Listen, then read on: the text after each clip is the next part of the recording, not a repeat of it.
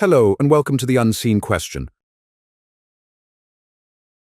When people are asked whether they think they could do a better job than God, the question is often framed as though the answer must obviously be no. How could any limited human being claim to outdo an infinite, all-knowing, all-powerful creator? But once you set aside the intimidation built into that question, and instead just look at reality itself, the whole picture changes. If we're talking about running a universe, or even just managing a single planet, the bar for improvement is shockingly low. Think about what people mean when they say God is perfect, that he designed this world with purpose, that everything happens for a reason. If that's true, then earthquakes that kill thousands must be part of the plan. Childhood cancer must be part of the plan. Starvation, parasites, mass extinctions, pandemics, all part of the design. And we're supposed to look at that and say, no one could possibly have done better. Let's be clear, no one is pretending that running a world is simple, but humans have already figured out ways to avoid certain kinds of suffering, ways nature never seemed to prioritize. Clean drinking water is not a gift from the sky. It's the result of filtration, sanitation, and infrastructure built by human minds and hands. Vaccines are not miracles. They're scientific solutions that have saved hundreds of millions of lives from diseases that supposedly an all-powerful being allowed to exist for thousands of years before humans worked out how to stop them. If we are comparing records, human trial and error often outperforms divine perfection. Now, defenders of religion might respond with a different angle. They'll say, suffering builds character,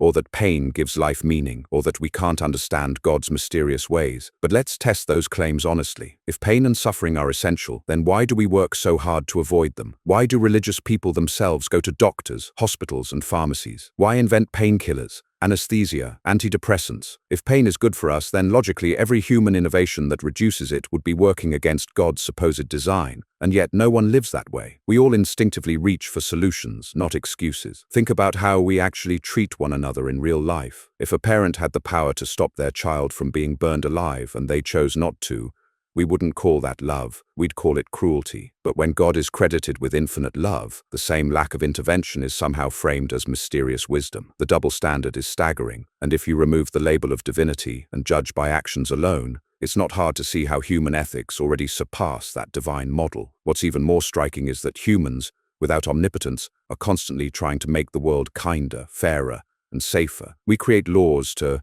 protect children from abuse. We set up emergency services to rescue people from danger. We organize disaster relief when earthquakes, hurricanes, or floods strike. These are not divine interventions. These are human efforts to patch the holes in the supposed perfect system we were given. If we were in charge of designing reality from the start, would we even include those disasters? Or would we eliminate them altogether? Another angle worth considering is evolution itself. If life was intelligently designed, then the design is wasteful, brutal, and clumsy. Most species that ever lived have gone extinct. Countless organisms are locked in a constant arms race of predation, suffering, and death. Parasites that eat their hosts alive, viruses that hijack cells to reproduce, bodies that break down long before the mind is ready to let go. Is this what perfection looks like? Because if we're honest, many ordinary people, with no divine power at all, would have drawn up a kinder blueprint. Even human anatomy tells a story. Our spines are poorly engineered for walking upright, leading to chronic back pain. Our eyes have blind spots thanks to the way the optic nerve is routed. Our jaws are too small for all our teeth, which is why so many need braces or surgery. These aren't the hallmarks of flawless craftsmanship. They're the leftovers of an unguided process. And when engineers or doctors see these flaws, they fix them. They correct what evolution, or supposed design, left broken. So when people ask, do you really think you could do a better job than God? The honest answer is yes, not because any one of us is perfect, but because the standard we're comparing against is far lower than we've been led to believe. A truly perfect creator wouldn't need human beings to invent prosthetics, wheelchairs,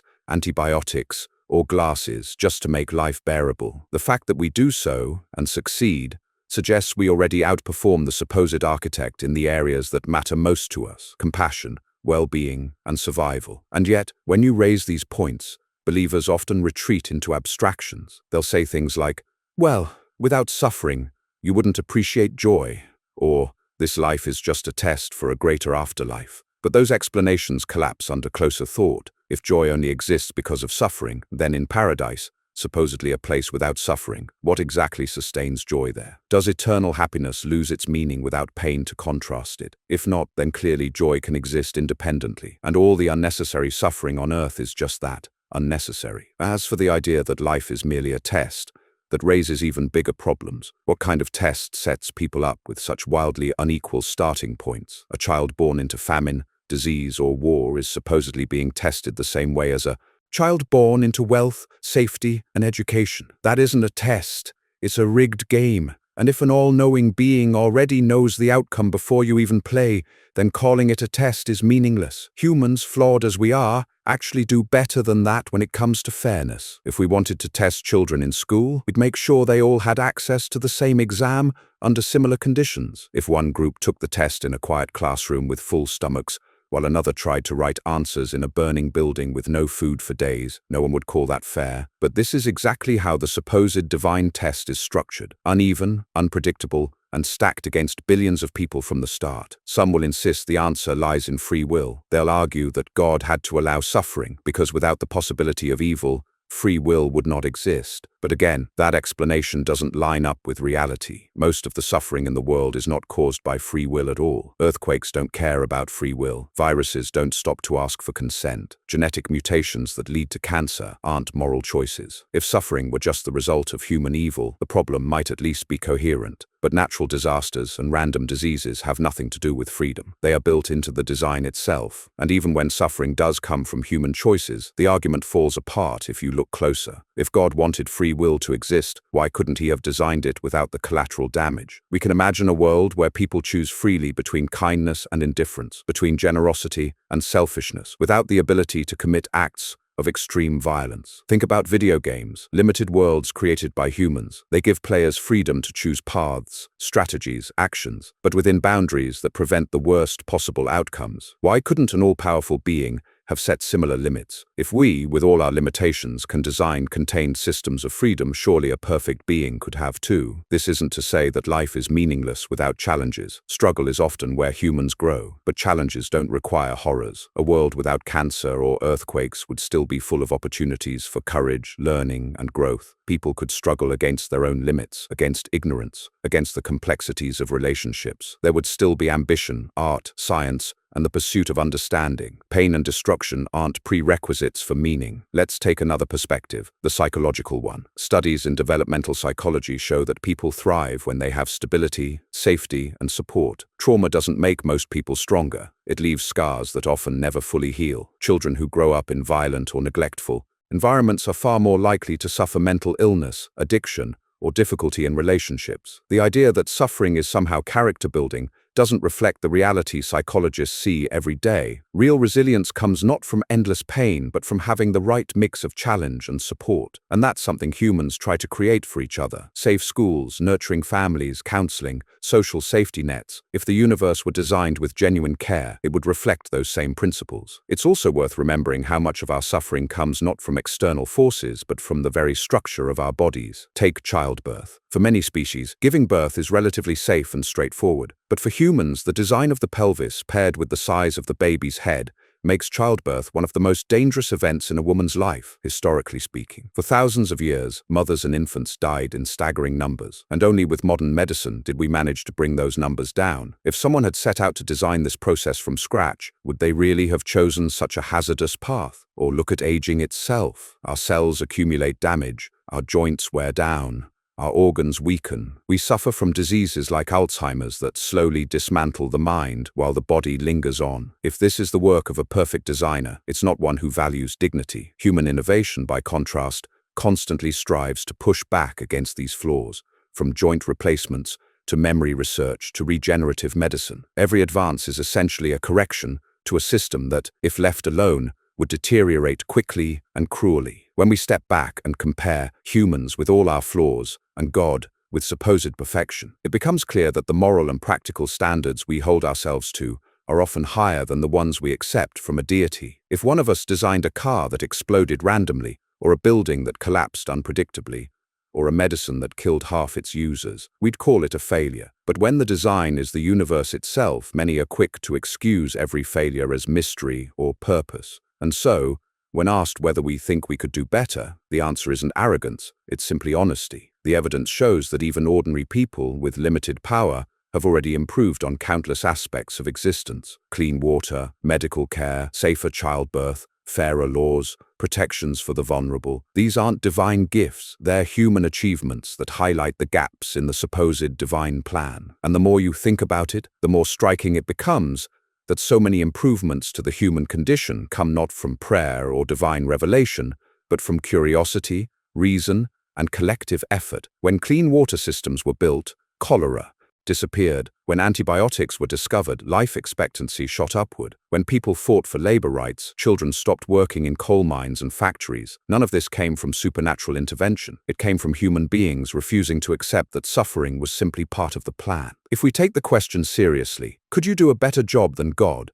We're not being asked if we could create galaxies or fine-tune the laws of physics. We're being asked about designing a world worth living in. And on that front, our record is already full of examples. Cities rebuilt after disasters are often designed to be safer and more resilient than before. Vaccines and treatments wipe out diseases that once terrorized entire populations. Human rights movements challenge injustice and carve out more freedom and dignity. Each of these steps reflects an instinctive belief that the world can and should be better than it is. Even when people say the world is full of beauty, and of course it is, it's worth remembering that beauty doesn't cancel out cruelty. A sunset doesn't erase the suffering of a child with bone cancer. A mountain range doesn't make famine acceptable. We can hold both truths at once. The world is often breathtaking, but also often brutal. And when it comes to lessening the brutality, it is humans who consistently step in to do the work. There's also a sociological angle to consider. In societies where religion has less control over law and policy,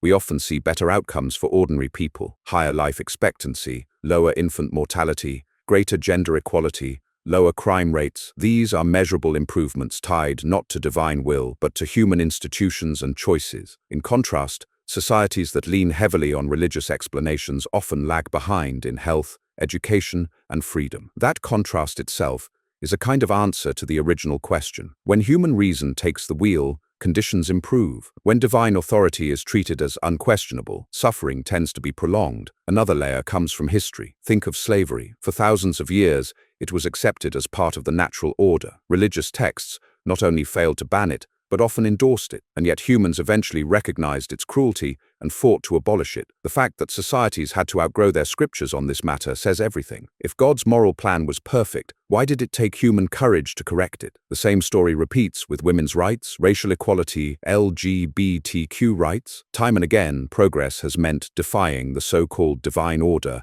in favor of something more compassionate and just. And that brings us to perhaps the most overlooked point: the capacity for empathy. Human beings, despite all our failings, have an extraordinary ability to imagine the pain of others and act to reduce it. We are not always successful, but empathy has driven some of our most important achievements: abolition, humanitarian aid, social safety nets, medical breakthroughs. If the world were the product of an all-loving, all-powerful being, we wouldn't need to rely on fragile human empathy to clean up the mess. The fact that empathy so often surpasses what we see in God's design is another piece of evidence that we actually could, and often do better. There's also something important about scale. When we improve something, we usually measure the results in lives saved, or suffering reduced, or freedom gained. But when defenders of God's plan speak about suffering, they often retreat to the cosmic scale, saying things like, "We can't see the bigger picture," or "This all works out in eternity." That's a way of dodging the present reality. If you need eternity to make sense of cruelty,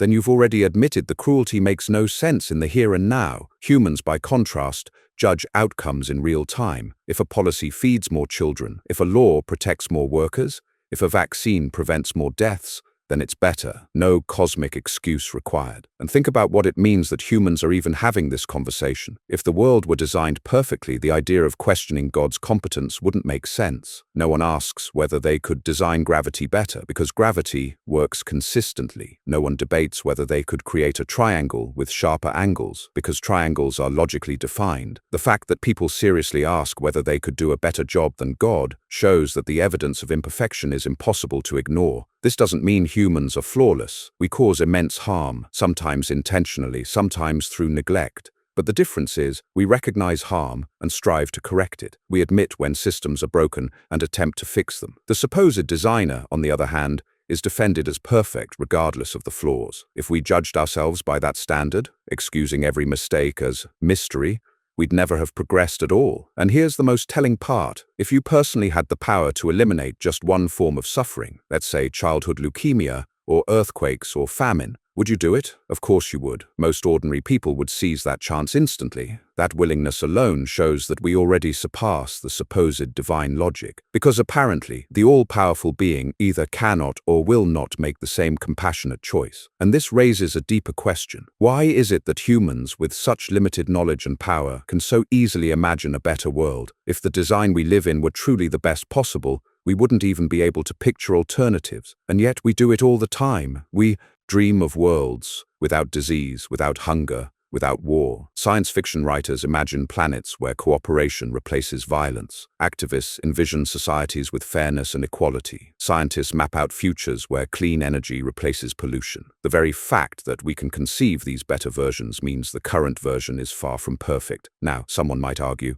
but suffering creates opportunities for heroism. That's another common claim. The idea is that disasters and tragedies allow people to show courage, compassion, and resilience. But think about what that really means. It means the suffering of some is justified because it gives others a chance to look noble. That's not morality, that's exploitation. If you had the power to design a world, would you really make one where children die in agony just so that others can have the chance to show empathy? Or would you design a world where courage could be shown in pursuit of knowledge, exploration, or creative achievement, without requiring anyone's life to be destroyed in the process? Take firemen, for example. Their courage is admired when they rush into burning buildings. But the value of their courage doesn't depend on the existence of arson or faulty wiring. They could just as easily show courage in space exploration, in deep-sea research, or in countless other ways. Suffering is not the only stage on which bravery can stand. The claim that horrors are necessary to showcase virtue is not only weak, it's insulting to the very virtues it tries to defend. And then there's the argument that humans are too small, too limited, to question divine wisdom. That's a way of shutting down conversation rather than answering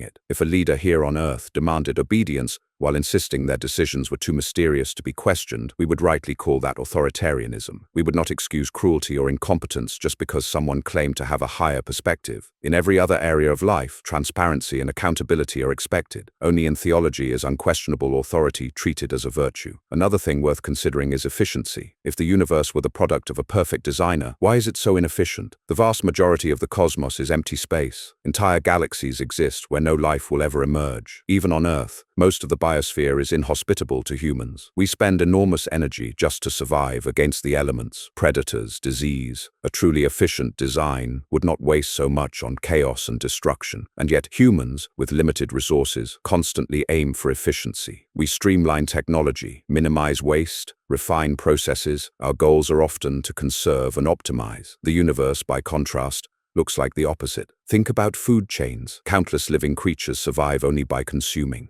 Others in painful ways. Parasites like wasps that lay eggs inside living hosts, whose young then eat them alive from the inside. Tapeworms that drain life slowly from their hosts. Predators that must kill in order to survive. If this is design, it is design without compassion. Most humans, if given the power, would eliminate at least the most horrifying forms of this suffering without hesitation. And yet, this supposedly perfect designer didn't, and when people are confronted with these realities, many fall back on the claim that this life is only temporary, that the true reward comes after death. But that response creates more problems than it solves. If the afterlife is blissful, why is this stage so needlessly cruel? If suffering here doesn't matter because eternity will erase it, then what does that say about the supposed morality of the designer? That billions of lives are expendable because forever will fix it. By that logic, no atrocity in history matters because all pain will supposedly be compensated later. But that's not how we treat each other. When a child suffers, we don't shrug and say, well, eternity will balance the scales. We act now, because now matters. Another under-discussed issue is randomness. If God were in charge, the outcomes of life would not look so much like a lottery, a car accident, a tornado, a random mutation in DNA. These events don't discriminate between the virtuous and the cruel. They strike blindly. And yet human justice systems, flawed though they are, strive to make sure outcomes are not random. We try to punish the guilty and protect the innocent. We work to make systems more fair, not less. The universe as designed doesn't reflect fairness. It reflects indifference. Even theology itself often admits this, though indirectly. Think about the number of religions that exist. If a perfect creator wanted clarity, why allow such endless confusion and division. Why would sincere seekers come to such radically different conclusions? A God who truly cared about human understanding could make himself unmistakably clear. But instead, we have thousands of denominations, conflicting scriptures, contradictory dogmas, and endless wars fought over whose interpretation is correct. That's not clarity, that's chaos. If a human teacher created that level of confusion, we would call them incompetent. And yet, even with all these obstacles, humans still push for clarity, fairness, and compassion. We study, we debate, we build. Our systems aren't perfect, but they evolve. They get better. Medicine today is safer than 100 years ago. Human rights are stronger. Technology is more reliable. Our track record shows a trajectory of improvement. If this world were already perfect, improvement wouldn't even be possible. And that's an important point. Improvement is evidence against perfection. If something can be made better, then it wasn't flawless to begin with. Every time a medical breakthrough saves lives, every time a law protects the vulnerable, every time technology eases suffering, it's a reminder that the so-called perfect design left enormous gaps. If we can close those gaps ourselves, then either the designer was careless, cruel, or absent altogether. Take smallpox. For thousands of years, it killed and scarred millions. Entire communities were devastated by outbreaks, and then, through vaccination, humans eradicated it completely. This wasn't divine timing. It was the result of science, cooperation, and persistence. If we had waited for supernatural help, smallpox would still be here. Instead, human beings eliminated one of nature's cruelest diseases. That alone shows we are capable of doing better. Or consider natural disasters, earthquakes, tsunamis, hurricanes. None of these serve any moral or spiritual purpose. They are simply consequences of the planet's geology and atmosphere. And yet humans build warning systems, evacuation plans,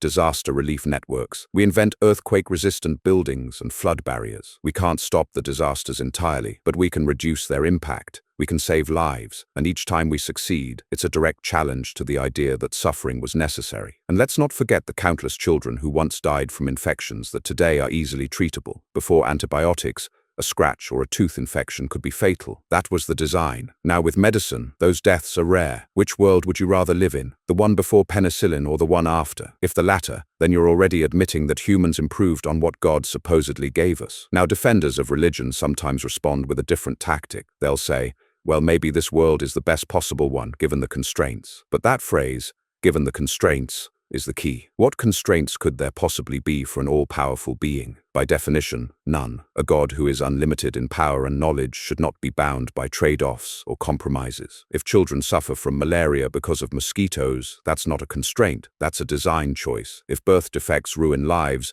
that's not a necessity, it's an avoidable flaw. The whole point of omnipotence is that nothing is impossible. This leads to another question that rarely gets asked. If the best defense of God's plan is that it's beyond human understanding, then why does it so often look indistinguishable from neglect? If you walked past someone drowning and had the power to save them but chose not to, no one would excuse you by saying, well, your reasons are mysterious. They would call it what it is, indifference. And yet when the same thing is attributed to God, it's rebranded as wisdom. There's a psychological element here too. People are taught from an early age not to question the divine. To raise doubts is often framed as arrogance. But the truth is, questioning is the most honest thing we can do. Because if we care about reducing suffering, then we have to be willing to ask whether the system itself is fair. And when we ask, the answer becomes clearer with every example. The system isn't fair, and humans, in our small ways, are constantly making it fairer. Look also at morality itself. The moral standards that humans hold today are often more advanced than those found in sacred texts. For example, most of us now see slavery as obviously immoral, yet many scriptures regulate it rather than abolish it. Most of us see equal rights for women as essential, yet traditional religious laws often treat women as property or second-class citizens. The moral arc of humanity has been one of surpassing the supposed divine commands, not of merely following them. If God's morality were perfect,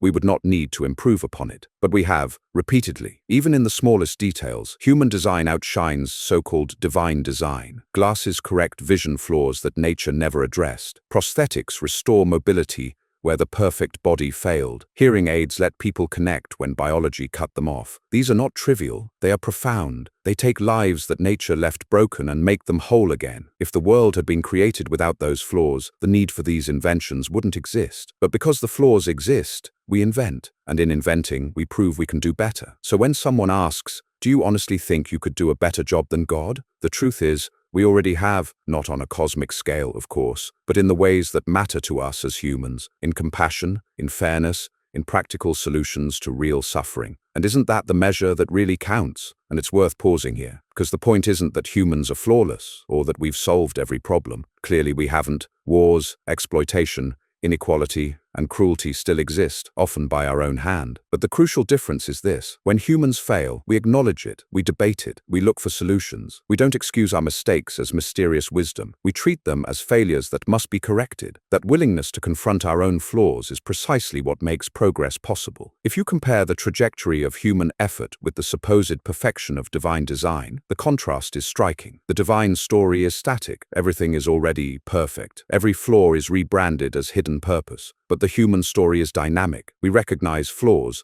and we change them. We notice suffering, and we reduce it. We see injustice, and we challenge it. The very progress of civilization is one long demonstration of our ability to do better than what we were given. Think of how far we've come in just the last century. We've cut global child mortality rates by more than half. We've built international laws against genocide. We've developed cures for diseases that once wiped out millions. We've put satellites into orbit, mapped the human genome, and connected the world through communication networks. All of this is the result of human beings refusing to accept the world as it is and insisting on making it better. And still, when someone asks whether we could do a better job than God, the expectation is that we'll bow our heads and say no. That humility demands silence in the face of suffering. But humility without honesty is just submission. And honesty tells us that the world, as it exists, leaves far too much to be desired. The real irony is that most religious believers already live as though humans can do better. They take medicine when sick, they vaccinate their children, they drink clean water from human-built systems, they rely on electricity,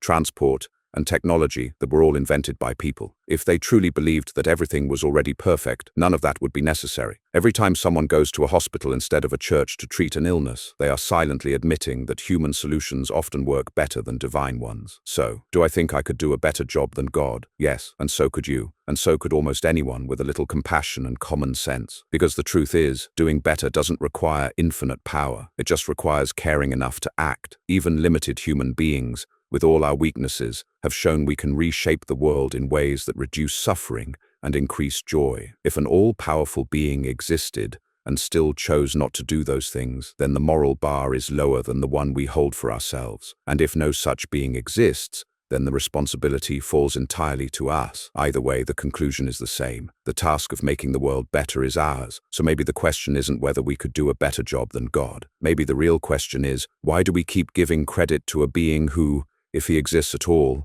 has done so little, when the evidence all around us shows that it's human hands, human minds, and human hearts that actually make the difference? And perhaps that's the most honest answer of all. We don't need perfection to make progress. We just need the courage to keep asking questions, to keep challenging assumptions, and to keep building a world that is more fair, more compassionate, and more humane.